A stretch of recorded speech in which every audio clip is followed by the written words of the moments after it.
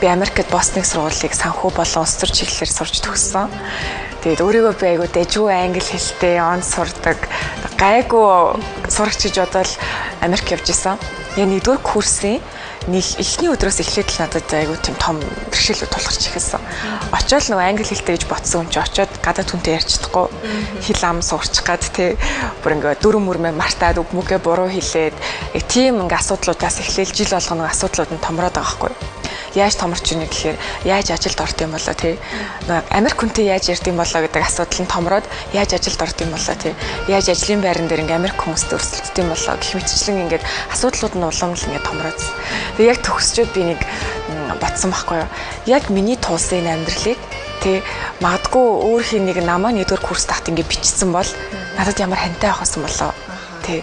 Яагаад ингэж амьдралын намтар гэхээр заавал ингэж 40 50 60 70 хүрчээд тий бүх амьдралаа хөөргөж үчтэй юм бол яг нэг сургуулийн 4 жилийн одоо үе ч гэсэн маш чухал үе шүү дээ. Яг энэ үед л ингэж заасан зааварчилгаа ч юм уу тийм хувийн туршлагын гой ном ч юм уу бичлэг зааварчилгаа байсан бол гэж би өөрөө айгу хүсэж байсан.